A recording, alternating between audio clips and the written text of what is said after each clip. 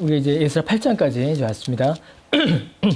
에스라 8장은 이제 에스라와 이스라엘 백성들이 그 바사, 페르시아에서 귀환하는 과정을 이제 간략하게 기록을 하고 있습니다. 아주 긴 여행이었지만 아주 간략하게 기록이 되어 있어요. 이스라엘 민족은 이제 3번 귀환하죠. 1차 귀환은 우리가 쭉 살펴본 것처럼 에스라 1장에서 6장까지입니다. 그래서 에스라 1장에서 6장에 기록된 그 스룹바벨을 중심으로 한 귀환입니다. 이게 이제 BC 한 539년 정도 돼요. 그때부터 돌아오죠. 그래서 이 1차 귀환 때는 스룹바벨을 통하여서 성전이 재건됩니다. 그 내용이 에스라 1장에서 6장까지의 내용이에요. 그러니까 스룹바벨을 통하여서 이스라엘의 성전이 재건되는 1차 귀환. 그게 1장에서 6장까지였죠. 그리고 이제 7장에서 10장. 에스라 7장에서 10장까지가 2차 귀환을 다룹니다. 그러니까 에스라가 자신이 돌아와요. 에스라 자신이 돌아오고 이스라엘 백성들이 돌아오는 과정을 그리죠. 그리고 돌아오면서 이스라엘 민족의 그 개혁, 이스라엘 민족을 새롭게 하는 이야기를 다룹니다. 이게 이제 2차 귀환이 BCA 458년 정도로 이렇게 합니다. 그리고 3차 귀환은 이제 느헤미야로 이제 이어지죠. 넘어가게 됩니다. 3차 귀환은 BC 445년부터 이게 이루어집니다.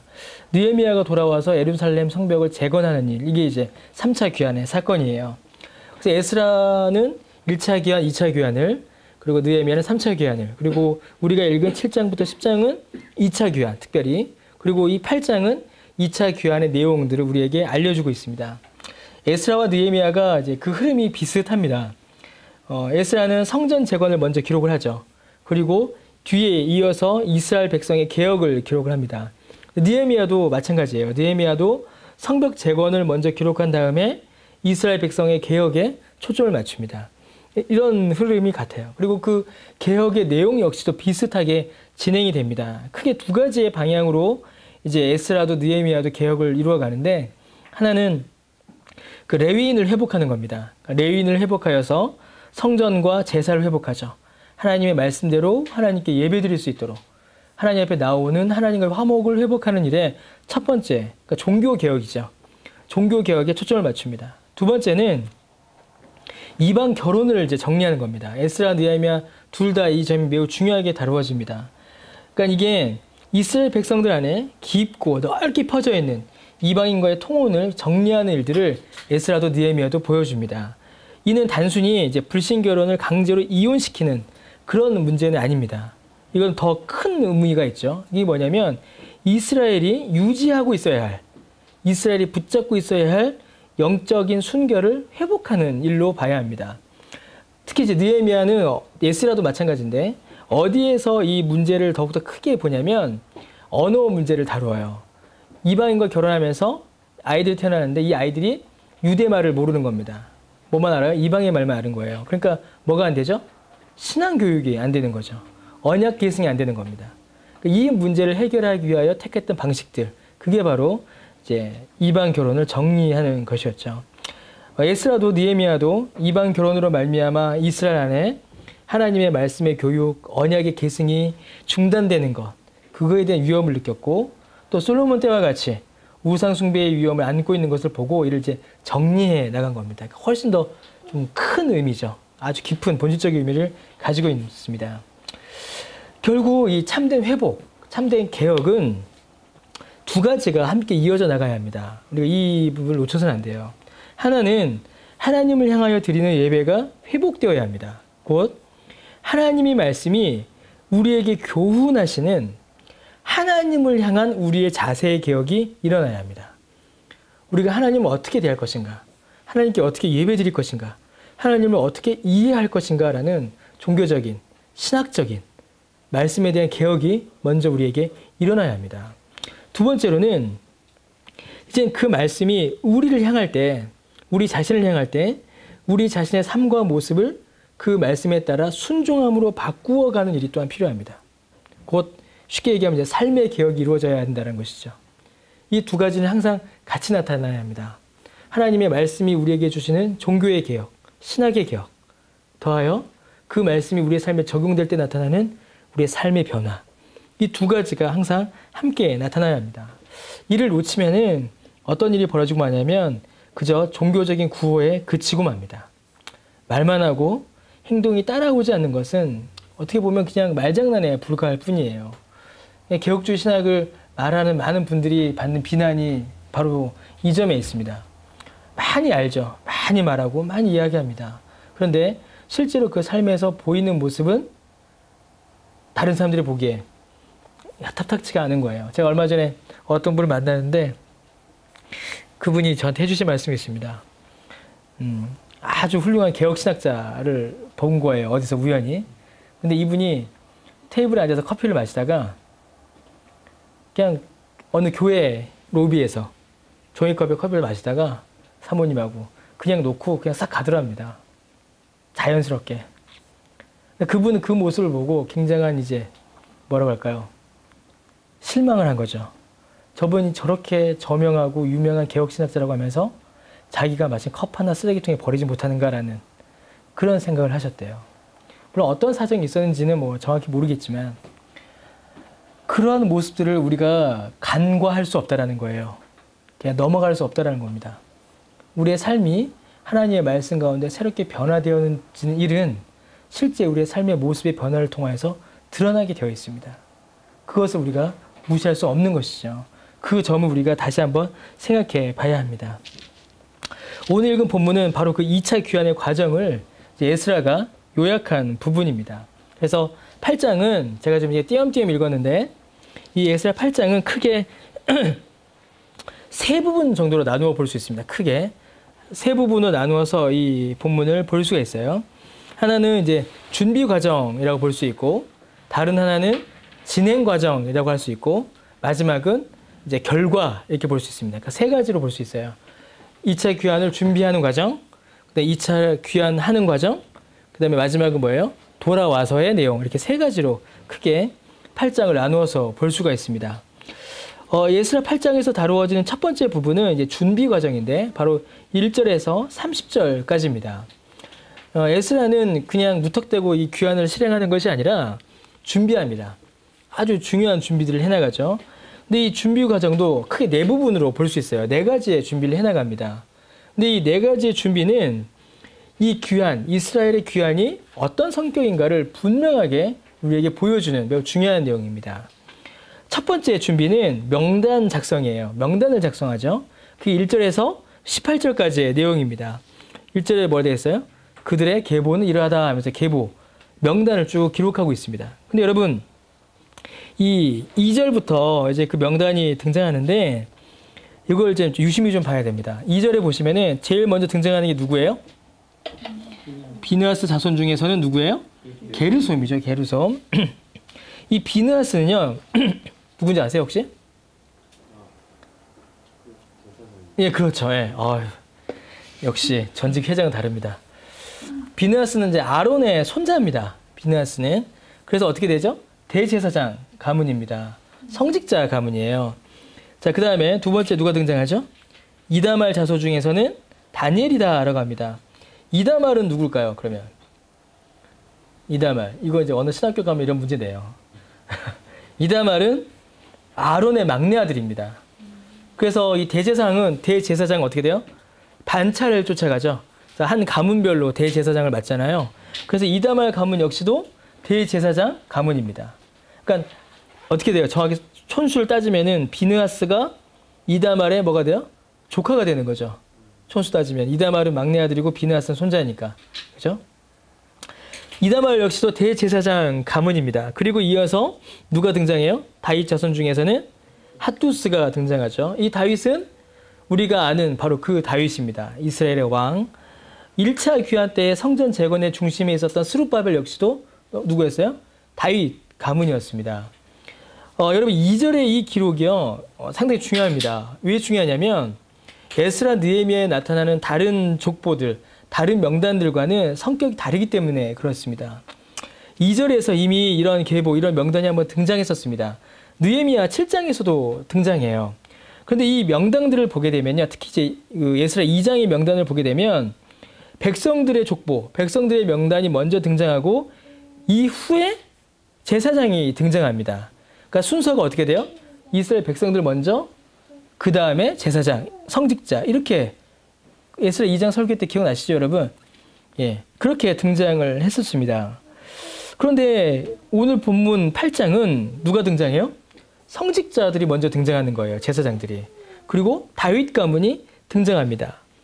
2장과 8장의 이 명단이 서로 다른 이야기를 하기 위하여 이러한 차이를 가지는 것은 아닙니다. 오히려 2장의 명단과 8장의 명단을 합쳤을 때에, 이 둘을 합하여 볼 때에 그 본래의 의미를 우리가 더 분명히 알 수 있습니다. 두 가지의 의미를 우리가 볼 수 있죠. 첫 번째 의미는 이스라엘의 회복은 이스라엘 사람들의 회복이다라는 사실입니다. 이걸 여러분 우리 신약의 관점으로 보면요. 신약의 관점으로 보면 교회론적으로 보는 거죠. 성도가 곧 교회이죠. 그러므로 교회의 회복은 무엇의 회복이에요? 성도의 회복입니다. 같은 이치가 적용되고 있는 거예요. 이스라엘의 회복은, 하나님이 택하신 민족인 이스라엘의 회복은 뭐의 회복이에요? 이스라엘 사람들의 회복입니다. 교회도 이스라엘도 마찬가지입니다. 하나님께서는 하나님의 백성을 통하여 하나님의 나라가 회복되게 하십니다. 성도의 회복을 통하여 교회가 회복되게 하세요. 그게 이제 2장의 성격인 거죠. 그런데 여러분 거기서 한 발자국 더 나아가 보겠습니다. 바로 두 번째 의미인데 그 일의 목적이 무엇이냐라는 것이에요. 하나님께서 이스라엘 백성을, 성도들을 회복시키실 때 그 회복의 목적이 무엇이냐면 바로 하나님과의 관계의 회복이라는 것입니다. 이스라엘의 회복, 성도의 회복은 그냥 망했던 사람이 다시 그 경제력을 회복하고 건강을 잃었던 사람이 다시 건강을 회복하는 그런 회복이 아닙니다. 그런 회복이 아니라 무슨 회복? 하나님과의 관계를 회복하는 것입니다. 이 내용은 뒤에 자세히 나와서 다시 한번 그때 말씀드리겠습니다. 여러분 이렇게 회복되는 이 일은 하나님께 드리는 예배가 회복될 때 이루어지는 것이며 다윗의 후손인 그리스도가 오심으로 완성되는 것입니다. 그래서 어떻게 누가 중요한 거예요? 지금 8장에서는 제사장 가문이 중요한 것이고 다윗의 자손이 중요한 것입니다.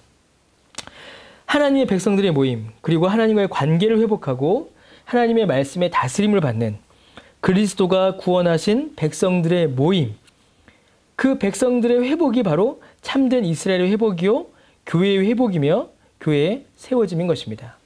하나님께서 하나님의 백성들을 불러 모으시고 불러 모으신 그 하나님의 백성들이 하나님과의 교제를 회복하는, 이게 바로 참된 회복이요 복된 회복이요 성경이 우리에게 알려주는 교회의 회복인 것입니다.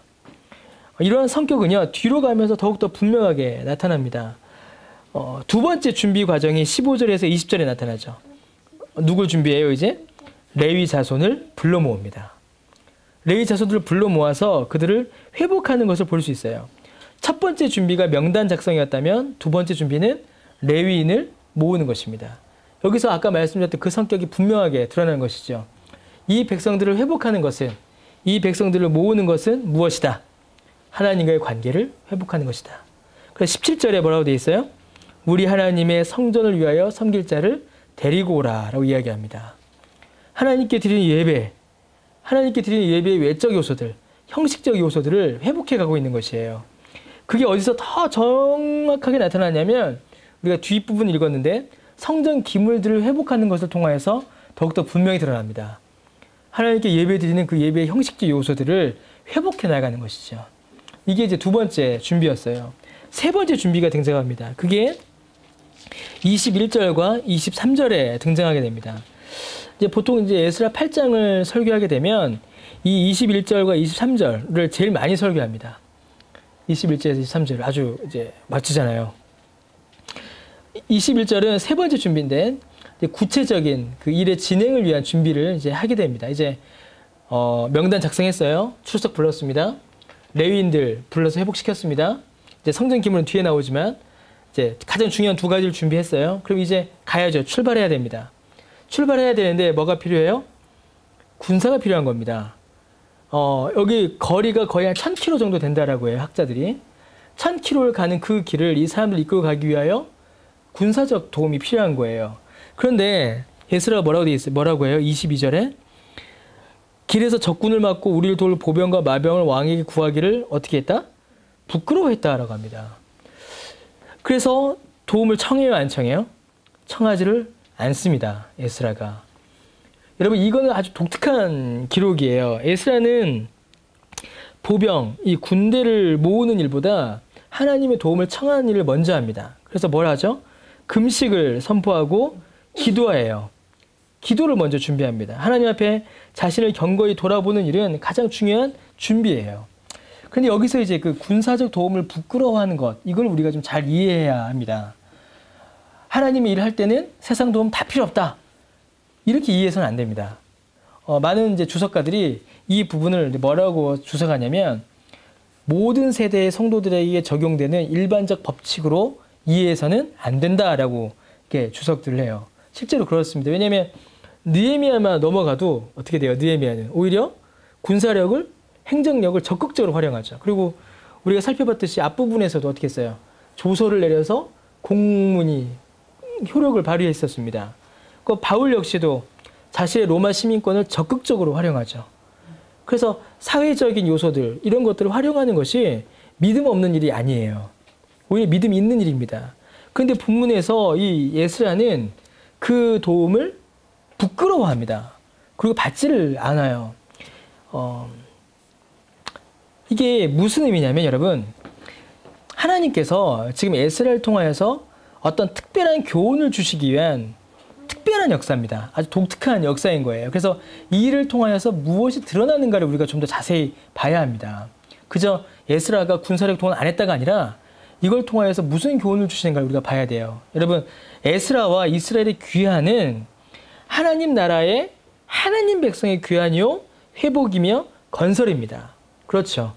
하나님 나라의 회복이고 하나님 백성의 회복이고 하나님 성전의 회복입니다. 그렇다면 이 일 역시 전적으로 누구의 역사예요? 하나님의 역사죠. 하나님의 역사입니다. 사람이 아무리 수를 내고 방법을 고안하고 제도와 법령을 만들어 시행하여도 결국 이를 이루시는 분은, 결국 그 백성을 그 나라에 회복하시는 분은 누구세요? 하나님이십니다. 여러분, 이거 굉장히 중요합니다. 이 사실이 제일 중요한 겁니다. 가장 중요한 것이에요. 이것이 에스라의 준비의 핵심입니다. 그래서 에스라는 기도하는 거예요. 뭐죠? 이 귀환은 단순히 이스라엘이라는 민족 국가가 잃어버린 영토를 회복하는 것이 아닌 겁니다. 하나님의 백성들이 하나님께 돌아오는 일인 것이에요. 하나님 백성들의 회복이요, 교회의 회복인 것입니다. 그래서 이 일은 누구의 일이다? 하나님의 일이다라는 것이죠. 하나님의 일. 그 사실을 에스라가 지금 고백하고 있는 것입니다. 그래서 에스라는 기도하는 것이에요. 그래서 에스라는 금식을 선포하는 것입니다. 군사를 모으고 행정적인 절차를 만들고 법령을 만들어 규칙을 정하는 일보다 하나님 앞에 기도하고 그 뜻을 구하며 전적으로 하나님의 인도하심을 믿는 그 방식을 택한 것입니다. 그저 그냥 아무것도 하지 않고 그냥 있는 것과는 질적으로 여러분 다른 것이죠. 이거 하나님께 알아서 하실 거니까 나 아무것도 안 해. 이게 아니에요. 이게 하나님의 일이기 때문에 하나님께 전적으로 맡기겠다는 신앙의 표현이 지금 아주 특별한 역사로 본문에서 나타나고 있는 것입니다. 이 모습은요, 여러분, 오늘날 우리에게 많은 것을 시사해주고 또 제 자신에게도 아주 중요한 말씀이 됩니다. 아까 우리 예배 전에 잠깐 이야기했었던 건데, 우리는 이제 교회를 개척을 했죠. 개척을 하고 시작하였습니다. 사람들이 모였습니다. 많은 사람은 아니지만 그래도 우리는 모여서 함께 하나님 앞에 예배드리고 있어요. 그리고 이 교회는 하나님께서 세우셨다라고 저는 고백하였고, 우리 모두 함께 고백했습니다. 하나님께서 열매 맺는 교회를 세우셨고 그 교회 안으로 우리를 불러 모으셨다라고 다 고백했죠. 근데 어느 순간 여러분, 제 이야기입니다. 제 자신에게 이 말씀을 비춰서 저를 봤는데 이 교회를 바르게 세워야겠다라는 욕심이, 어떤 조급함이 이제 제 안에서 일어나기 시작했어요. 3개월, 무려 3개월 만에. 무려 3개월 만에. 그래서 이 교회를 바르게 세우기 위한 방법들을 고민하기 시작했습니다. 부정적인 모습들 너무 많이 본 거예요. 부정적인 내용들, 어떤 교회의 잘못들, 다른 교회의 잘못 너무 많이 본 겁니다. 그러면서 그것을 방지하고자 하는 방법들을 생각한 것이에요. 우리 교회가 바르게 하나님 뜻 위에 세워지기를 소원하는 마음으로. 그것을 제가 고민하기 시작했습니다. 여러분, 그 방법들은 중요합니다. 중요한 거예요. 그러한 정신, 원칙, 행정적인 절차들, 뭐 정관들은 있어야 합니다. 굉장히 중요한 것이에요. 그러나 여러분, 그것이 하나님의 인도하심을 구하고 순종하는 것보다는 우선되어서는 안 됩니다. 제가 이 말씀 보면서 제게 굉장히 많이 마음에 어려웠던 게 에스라는 금식하며 온 백성들에게 기도하며 이 일들을 진행해 나아갔는데 과연 나는 얼마나 기도하였는가라는 그런 반성들이 되게 많이 있었어요. 과연 우리는 얼마나 이 교회가 세워지는 일을 위하여 함께 기도했는가라는 그런 반성들이 저는 너무 많았습니다. 이제 제 잘못이죠. 목사로서 기도를 함께 하고 기도의 자리를 만들어가지 못한 제 잘못이 이제 가장 큰 거예요. 에스라가 금식하며 하나님 앞에 기도하는 일이 먼저였고 또 전부였고 그것을 통해서 이 역사가 온전히 하나님의 역사임을 믿었고 또 그것이 하나님의 역사임이 증거되었습니다. 온전히. 그렇다면 여러분, 우리 교회 역시도 마찬가지죠. 여러 가지 수고와 제도들, 정관들, 행정적 절차들을 만들 수 있고 우리는 만들어야 합니다. 그러나 그것이 교회를 건전하게 세우지 못해요. 그것이 교회를 세우지 않습니다. 이 대원칙을 제가 잠시 잊었던 거죠. 우리의 정관이, 우리의 행정적 절차가, 어떤 우리의 제도가 교회를 세우지 않습니다. 그건 세워진 교회가 사용하는 도구일 뿐이지 그것이 교회를 세우는 것이 아니에요. 교회를 세우는 일은 하나님의 일입니다. 교회를 이루는 일은 하나님의 일이죠. 그러므로 우리는 에스라처럼 이 백성들처럼 먼저 하나님 앞에 기도하고 하나님의 인도하심을 구하고 하나님의 뜻을 찾는 일이 우리에게 먼저 급한 일인 것입니다. 우리에게 필요한 것은 말씀을 바르게 알고 깨달으며 순종하는 일이고 기도하는 일입니다. 기도와 하나님의 말씀보다 다른 그 무엇도 앞설 수 없고 앞서서도 안 되며 만약에 무엇인가 앞선다면 그것을 없애버려야 합니다. 없애버려야 합니다. 아무리 좋은 정관을 만들어도 그것이 하나님의 말씀보다 앞선다면 없애버릴 수 있어야 합니다. 아무리 좋은 제도와 절차를 만든다 하여도 그것이 하나님의 말씀보다 앞선다면 그것은 중단되어야 합니다.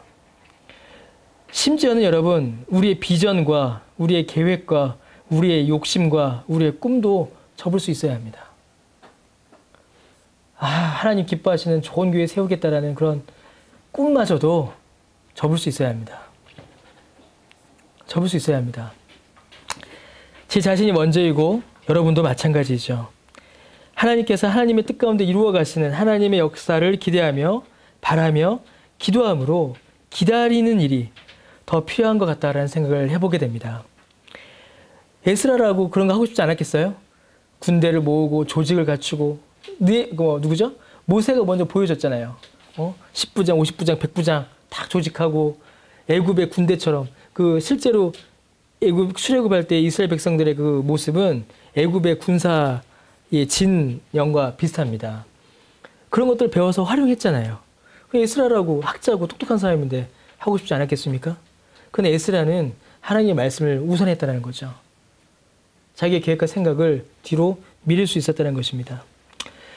여러분, 늘 마음속에 있었지만 잠시 잊고 있었던 것은 아닌가라는 생각을 좀 해봤어요. 제 자신이. 여러분들은 어떨지 모르겠습니다. 제 자신도 또 우리 교회 성도들도 모두 이 사실을 더욱더 견고히 해야 합니다. 아까 우리 예배전에 잠깐 얘기했지만 정관 없어도 여러분 교회는 운영됩니다. 헌법 있고 말씀 있고 집사 안 세워도 교회는 운영됩니다. 여러분들이 다 집사 역할을 하시면 돼요. 아닌 것 같나요? 다 하면 됩니다. 하면 돼요. 아직 성찬 저 혼자 들고 다녀도 됩니다. 아직까지는. 장로님 안 계셔서 아쉽긴 하지만 우리가 하나님의 말씀으로 하나님의 말씀 앞에 먼저 하나님의 인도하심을 믿고 순종하는 그 자세가 먼저이지 제도들은 두 번째라는 거죠. 그거를 제가 놓치고 있었던 것 같다는 생각을 이제 하게 됐습니다. 자, 에스라 8장에서 이게 지금까지 첫 번째예요. 이제 크게 세 가지 해야 되는데 이제 첫 번째 한 거예요. 두 번째로 에스라 8장에서 두 번째로 중요하게 다루고 있는 게 있어요. 그게 바로 이제 31절 한 절입니다. 아주 짧아요. 한 절인데 큰 이의예요. 뭐냐면 귀환의 과정입니다. 에스라는 어디서 출발하여 몇 메트를 걸었고 어디서 쉬었고 잤고 뭐 이런 거 안 쓰고 그냥 한 줄로 딱 끝내버립니다. 31절이 귀환의 과정 전체를 짧게 기록해버리죠. 뭐라고 하죠? 31절에 첫째 달 12일에 우리가 아화와 강을 떠나 예루살렘으로 갈새 뭐라고요? 우리 하나님의 손이 우리를 도우사 대적과 길에 매복한 자의 손에서 건지신지라. 이게 다입니다. 이게 다입니다. 이게 다예요. 우리 하나님의 손이라는 표현은 에스라와 느헤미야에서 자주 그리고 매우 중요하게 등장하는 표현입니다. 에스라는 그 여행 과정을 정말 간단하게 설명해요. 하나님의 손이 우리를 도우셨기에 대적과 길에 매복한 자의 손에서 지키시고 인도하셨다라고 고백합니다. 이 귀환이 누구의 일이다? 하나님의 일이다라는 고백이에요. 하나님의 일이다. 아까 잠깐 말씀드렸지만 여러분 바사에서 예루살렘까지 약 1000km 정도 된다고 그래요. 제가 찾아보니까 998km인가 뭐 그래요. 997km인가. 여러분 서울시청에서 부산시청까지 몇 킬로나 될까요? 예. 아, 너무 많이 갔습니다. 480은 401km입니다. 401km. 401km. 예, 401km라고 해요. 차로 한 5시간 정도 걸리는 거리죠. 그렇다면 여러분 1000km는 어느 정도일까요? 2배 이상이죠. 근데 여러분 사실은 이 1000km라는 거리는 별 의미가 없어요. 왜냐하면 지금과는 완전히 다른 상황입니다. 교통편도 다르고 그리고 함께 움직였던 사람들의 수도 다르고 그냥 뭐예요? 멀고 힘든 길이에요. 그냥 멀고 힘든 길입니다. 그냥 멀고 힘든 길이에요. 끝도 없이 걸어가야 돼. 아주 멀고 힘든 무척 먼 거리. 낮에 해와 밤이 달이 사람을 상하게 하는 그런 길입니다. 그렇죠? 낮에 해, 그 더위 땡볕을 지나야 되고 밤에 달. 뭐예요? 길 가다 보면 독사, 전갈, 강도, 산적들 다 걸어가야 되는 아주 힘든 길입니다. 근데 그 힘든 길을 딱 한마디로 요약하는 거예요. 뭐죠? 여호와의 손이 우리를 인도하셨다. 여러분 우리가 우리의 인생길을 또 우리의 교회의 역사를 뭐로 설명할 수 있겠습니까? 우리의 역사를 2014년 10월 12일 던롭 회의실에서 첫 번째 예배를 드리다. 첫 번째 운영회를 하다. 공동회를 하다. 이렇게 기록할 수가 있겠죠. 그러나 그 모든 기록은 한 줄로 요약되어야 합니다. 뭐라고요? 여호와의 손이 우리를 인도하셨다. 왜요? 이 교회가 누구의 교회니까? 하나님의 교회이기 때문에 그렇습니다. 하나님의 역사이기 때문에 그래요. 실제로 에스라는 그렇게 고백합니다. 마지막으로 이제 큰 세 번째예요. 빨리 넘어왔죠. 에스라 8장은 이제 마지막으로 예루살렘으로 돌아온 이스라엘 백성들이 무엇을 했는가를 기록합니다. 첫 번째가 뭐였어요? 1장의 30절까지 준비. 31절이 뭐예요? 과정. 그 다음에 32절부터 뭐예요? 결과. 온 겁니다. 도착한 거예요. 어떻게 보면 31절이 가장 길어야 하는데 31절이 제일 짧아요. 그죠? 제일 짧습니다. 그리고 이제 32절부터는 돌아와서의 일들을 이제 기록을 하고 있어요.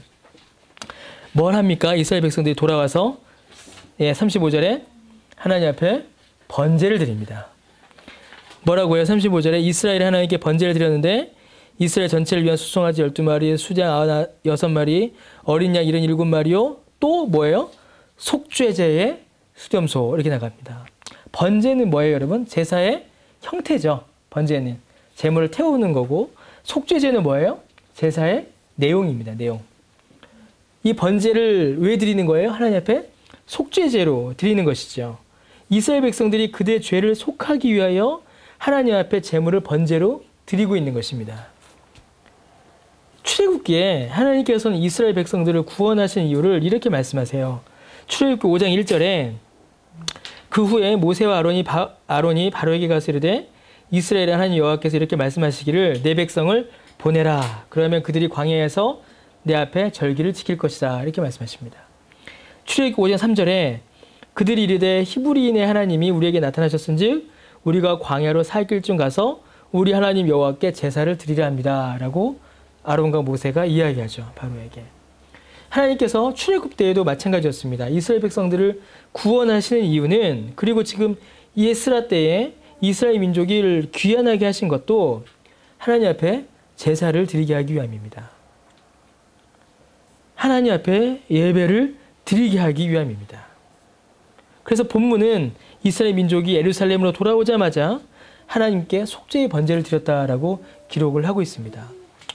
여러분, 왜 속죄제일까요? 왜?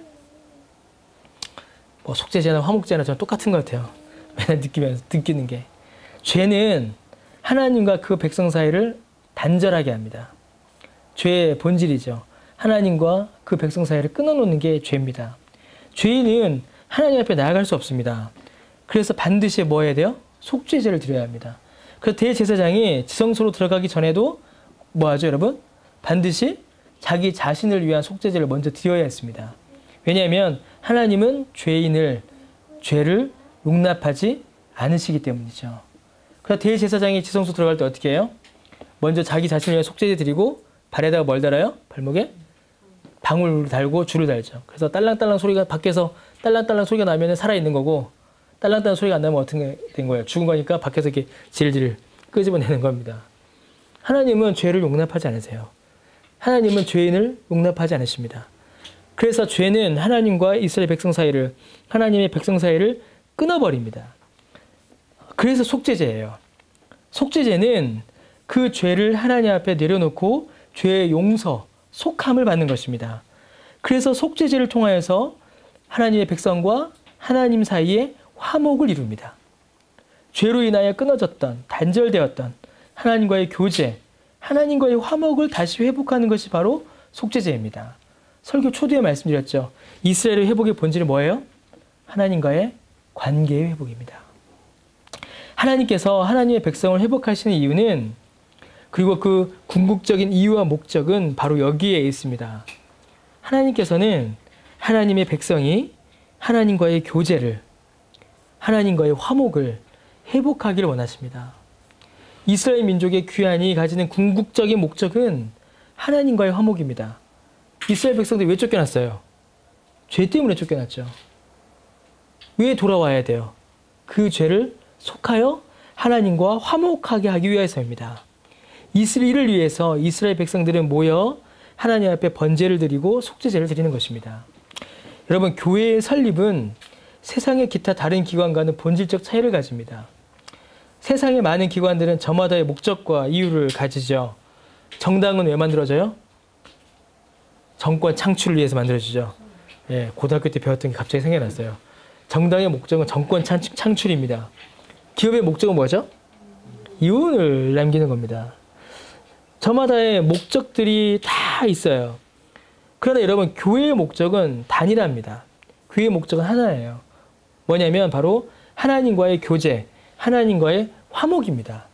이게 교회의 목적입니다. 어떻게 해요? 교회 안의 성도들에게는 이 화목을 더욱더 풍성하게 하는 것이고, 교회 밖의 불신자들에게는 이 화목을 전하는 일이 교회 사역의 본질입니다. 아까 기도 때 한 것처럼 복음 사역의 본질이 뭡니까? 하나님과 친하게 지냅시다입니다. 우리가 하나님과 친하지 않으나 이제는 예수 그리스도로 말미암아 하나님과 친하게 지냅시다. 이게 복음 전도의 본질인 것이죠. 이를 위해서 예수 그리스도께서 이 땅에 오셨습니다. 그분이 직접 화목 제물이 되심으로, 우리의 속죄 제물이 되심으로 우리의 모든 죄를 사하셨고, 이로 말미암아 하나님과 그 백성의 화목을 이루신 것입니다. 교회 다닌다, 예수 믿는다, 그 말은 하나님과의 화목을 내가 경험한다라는, 하나님과의 교제가 회복된다라는 바로 그 말과 같은 말인 것입니다. 여러분, 교회가 세워지고 많은 사역을 감당하게 됩니다. 그러나 아무리 많은 사역을 감당하고 아무리 좋은 것들을 만들고 아무리 귀한 봉사를 하고 아무리 좋은 것들을 만들어도 그 모든 일들이 하나님과의 교제를 풍성하게 하는 일이 아니라면 교회로서 의미를 잃어버린 것입니다. 어떤 분이 저한테 이제 그런 얘기를 하시더라고요. 본인이 교회의 모든 활동들을 중단하고 심지어는 교회에서의 어떤 교제들도 중단하고 나니까 자기 믿음이 더욱더 좋아지는 것 같더래요. 왜 그러십니까? 그러니까 일하는데 스트레스 안 받고 말씀 읽고 기도하고 예배 드리는 일에만 집중할 수 있기 때문에 그렇습니다. 여러분, 우리는 교회의 사역을 감당해 나가야 합니다. 하나님께서 이 교회를 이루실 때에 우리에게 요청하시는, 요구하시는 섬김, 봉사의 일들이 우리에게 있습니다. 그러나 여러분, 아무리 많은 사역들, 아무리 많은 일들을 우리가 한다 하여도 하나님을 누리는 일들, 하나님께서 주시는 그 은혜의 풍성함을 맛보지 못하고 하나님과의 사귐이 사라져 간다면 그것은 잘못된 겁니다. 차라리 그때는 그냥 천천히 가야 합니다. 중단해야 돼요. 멈춰서 천천히 가야 합니다. 여러분, 우리는 놓칠 수 있어요. 그 중요성을. 섬김과 봉사에 치여서, 사역에 치여서 어떤 이상에 함몰되어서 하나님과의 교제라는, 하나님과의 사귐이라는 가장 본질적이고 중요한 신앙의 본 모습을 잃어버릴 수 있습니다. 그럴 수 있습니다. 저도 제가 그랬습니다, 여러분. 남 얘기가 아니에요. 제가 그랬어요. 정신없이 사역하죠. 일주일에 20번씩 제가 설교하고 강의했었어요. 세보니까. 일주일에 20번이면 하루에 몇 번, 3번 한다는 얘기입니다. 예, 그런 때가 있었어요. 일은 굉장히 많이 합니다. 사역도 굉장히 많이 하고. 그런데 하나님과의 교제의 풍성함은 잃어버리는 겁니다. 깊게 나 혼자 앉아서 하나님의 말씀을 읽고 묵상하는 일, 하나님 앞에 조용히 기도함으로 나아가는 일, 그런 하나님과의 깊은 교제, 하나님과의 깊은 사귐을 점점 잃어버리는 거죠. 그러면 중단해야 됩니다. 그래서 제가 딱 좋을 때 중단된 거예요. 딱 좋을 때 그게 딱 중단된 겁니다.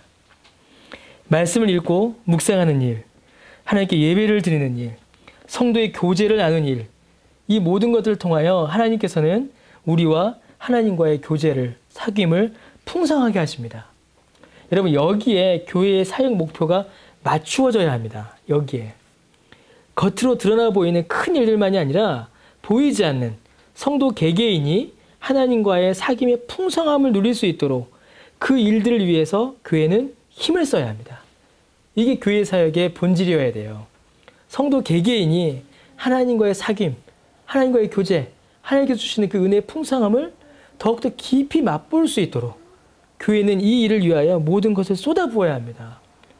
만약에 우리의 공간이 따로 필요하다면 그 공간을 구할 수 있어야 돼요. 하나님과의 깊은 영적 사귐, 기도하는 일에, 묵상하는 일에 공간이 필요하다. 그럼 공간을 구할 수 있어야 합니다. 하나님의 말씀을 배우는 일에, 사귐을 하는 일에 성경 공부가 필요하다. 성경 공부해야죠. 하나님과의 사귐, 영적 풍성함을 누리는 일에 성도의 사귐, 성도의 교제가 필요하다. 그러면 그런 일들을 할 수 있어야 합니다. 이 일에 초점을 맞추어야 한다는 것이죠. 우리 교회가 저는 그렇게 됐으면 좋겠어요. 많은 일들은 좀 미뤄두고요. 일단은 우리 개개인이, 제가, 여러분 한 사람 한 사람이 하나님과의 깊은 사귐의 은혜를 맛보는 일들이 우리 안에 더욱더 풍성히 일어나야 합니다. 이것이 하나님께서 성도를 먹이시고 양육하시는 방식이기 때문에 그렇습니다. 이스라엘이라는 한 민족 국가가 다른 나라의 포로로 끌려갔고 그 시기를 지나 고향 땅으로 돌아오는 역사입니다. 그 역사예요, 이스라엘은. 그러나 여러분, 뜻밖에도 이 사건들을 기록한 이 성경은 한 국가의 중대한 역사적 사건이라는 사실에 초점을 맞추지 않습니다. 우리는 1945년 8월 15일 광복절 얼마나 중요하게 생각해요. 그런데 이것보다 우리보다 더한 거죠. 어떻게 보면 포로 쫓겨갔다가 들어오는 거니까. 근데 성경은 그 역사를 기록하면서 그 한 국가의 중대한 역사적 사건이라는 데에 초점을 맞추질 않아요. 오히려 그 백성을 이끄시는 하나님의 역사와 하나님이 원하시는 바가 무엇인지를 기록하는 데 더 많은 강조를 둡니다. 하나님의 역사라는 것이에요. 그리고 이 역사가 의미하는 것은 성도 개개인이, 이스라엘 백성 한 사람 한 사람이 하나님과의 교제를 풍성하게 하는 것입니다. 여러분, 하나님이 원하시는 것은 그 백성이 하나님과의 화목을 회복하는 것입니다. 이스라엘이라는 교회 공동체의 회복을 통하여 그 공동체 안에 있는 한 사람을 구원하시고 하나님과의 교제를 풍성히 이루어가도록 하시는 것입니다. 그래서 여러분, 어떻게 돼요? 하나님께서는 교회를 통하여 구원을 이루어 가시는 겁니다. 이스라엘의 민족을 통하여 개개인의 구원을 이루어 가셨듯이 지금도 하나님께서는 교회를 통하여 구원의 역사를 이루어 가십니다. 택한 자를 부르시고 믿음을 주시고 자라게 하시고 그 안에서 하나님과의 화목의 은혜를, 하나님과의 사귐의 그 기쁨을 풍성히 누려가도록 하나님께서는 교회를 사용하시는 것이죠. 이게 이제 오늘날 우리 교회가, 또 이 땅의 교회들이 감당해야 될 본질입니다. 큰일 하면 좋죠. 하나님께서 혹시라도 우리 교회에 정말 갑자기 은혜 주셔서 막 갑자기 1000명, 2000명, 10,000명 막 돼서 막 그냥 좋은 일 많이 하고 하면 좋죠. 그럼 얼마나 좋겠어요? 네, 그런 일이 일어날까요? 그러나 그것보다 더 중요한 거는 여러분 한 명 한 명이 하나님과의 깊은 사귐을 더욱더 깊게 누리는 겁니다. 교회를 통하여서 그 은혜가 더욱더 풍성히 펼쳐지는 겁니다. 그 은혜 가운데 거하시고 또 그 사역을 잘 감당하는 우리 교회 되기를 저는 소원하고 그렇게 기도합니다. 이제 그 시작점에 이제 여러분들이 이제 계신 거죠. 여러분들 별처럼 빛날 겁니다, 나중에. 하나님께서 우리를 통하여서 이 땅 가운데 그런 은혜의 역사를 우리 교회를 통하여서 더욱더 풍성하게 이루어 가시기를 기대하고 또 함께 기도하며 이루어 나가게 되기를 주의 이름으로 축원합니다.